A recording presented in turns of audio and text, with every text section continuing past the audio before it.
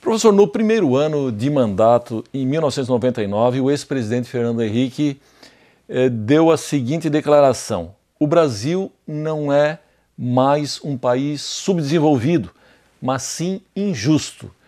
Eu gostaria que o senhor me dissesse a quem nos acompanha, que influência esse pensamento teve no estabelecimento de uma política de desenvolvimento nacional? Bem, essa declaração de Fernando Henrique Cardoso, ele dá na primeira semana, logo após a sua eleição para o primeiro mandato de presidente da República. Ela é muito nociva porque ela reconhece algo de fato, que é o Brasil é um campeão mundial da desigualdade social, mas ela pretende ocultar o fato de que o Brasil segue sendo um país subdesenvolvido e dependente, tal como todos os países latino-americanos e todos os países da periferia capitalista. O que nos iguala o Brasil a Honduras, a despeito das dimensões de Honduras. O que iguala o Brasil ao Paraguai, a despeito das dimensões paraguaias.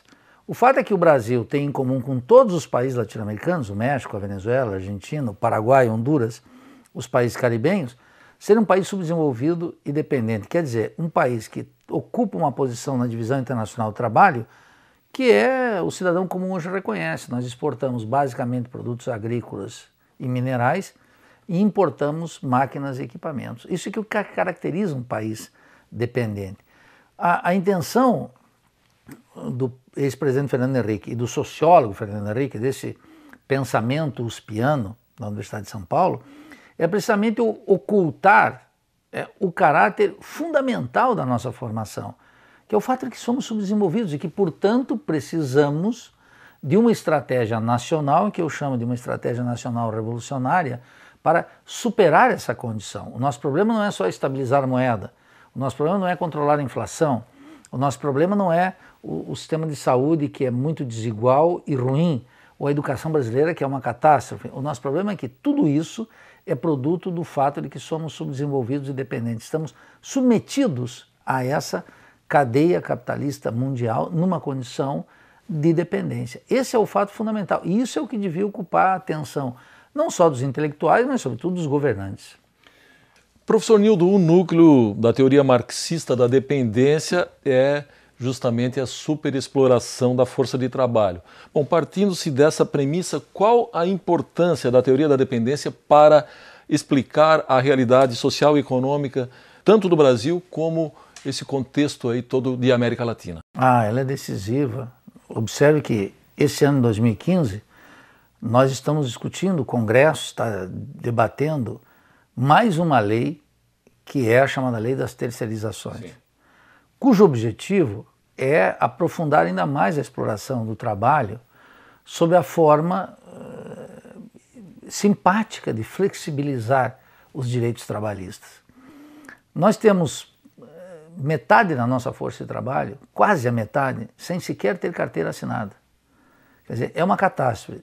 Quase 80% dos trabalhadores brasileiros, ou seja, 80% da população economicamente ativa, Vanderlei, sequer recebem 3 salários mínimos.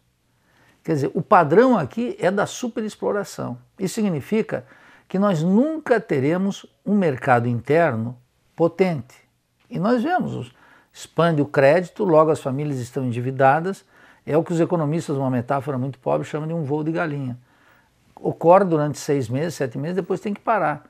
Bom, não só isso, nós estamos vivendo 2015 um ano que a taxa de desemprego volta a crescer violentamente e é possível que terminemos o ano com 2 dígitos de desemprego, 10%. Bem, esse fenômeno, essa recorrência de uma superexploração da força de trabalho, só é uma conquista teórica do que a gente conheceu como teoria marxista da dependência. Existia uma teoria da dependência aqui, sim, cuja origem era a CEPAL, a Comissão Econômica para a América Latina.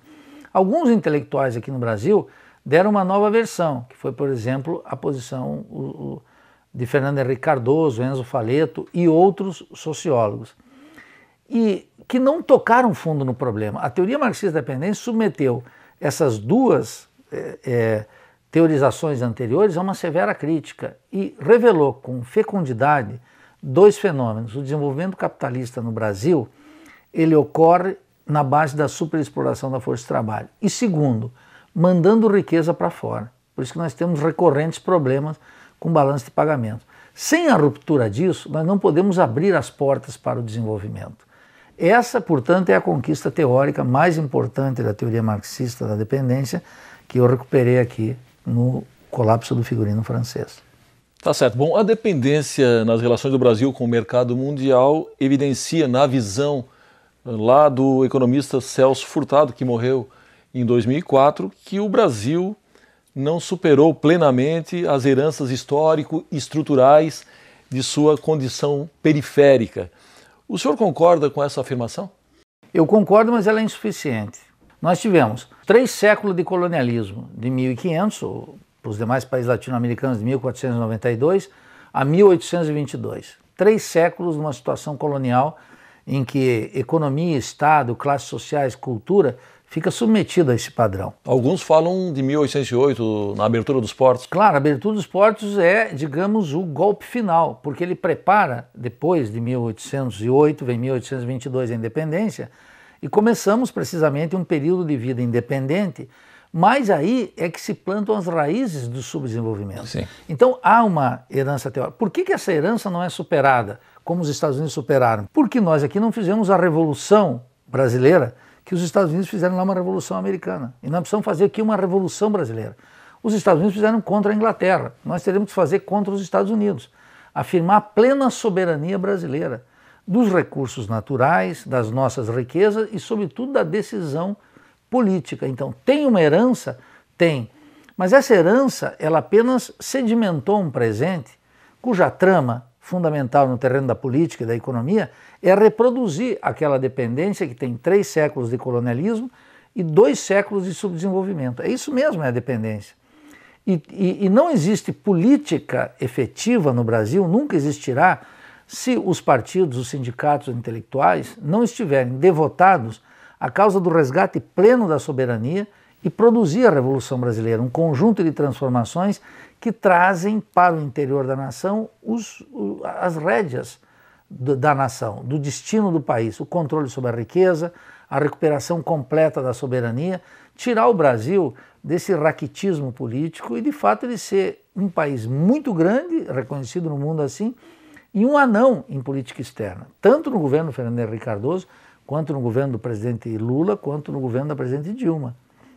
A despeito de pequenas mudanças e diferenças que existem entre esses governos, o fato é que o Brasil segue sendo um velho gigante com pés de barro. Professor Nildo, no cenário em que o Brasil se encontra, como é que ele poderia reduzir o seu grau de dependência, empoderar-se a ponto de começar a influenciar um pouco mais nas regras que hoje são ditadas pelos países centrais? Olha, não podemos tergiversar sobre esse tema. Só se ocorrer uma Revolução Brasileira. O que é essa Revolução Brasileira que alguns consideram uma utopia, outros consideram desnecessária, outros consideram inviável? É reunir o conjunto de forças efetivamente interessadas, ou seja, os trabalhadores do campo, da cidade, parte das classes médias, pequenos e médios empresários, as forças efetivamente que sofrem com a situação de dependência e com a situação de subdesenvolvimento, ou seja, a imensa maioria da população, uma Revolução Brasileira, com as características nossas, dentro das nossas condições, que tem que efetivamente superar a condição de dependência, ou seja, temos que ter uma nova relação com a cadeia imperialista e capitalista de maneira global. Mas essa ruptura não seria pacífica? Nós não podemos prever isso. O que eu quero assinalar é que existe um conjunto de forças sociais no Brasil que são perdedoras. E existe um conjunto muito pequeno, latifundiários, multinacionais, uma parte muito pequena dos empresários nacionais, produtivos e banqueiros, muito pequena, que ganha em qualquer condição, quando a economia vai muito mal, quando a economia vai muito bem, ganha nas duas condições. Mas o Brasil consome riqueza, vida e trabalho de maneira impune. A Revolução Brasileira é reunir essas forças para superar essa condição. E a primeira condição é ter o controle completo do Estado brasileiro na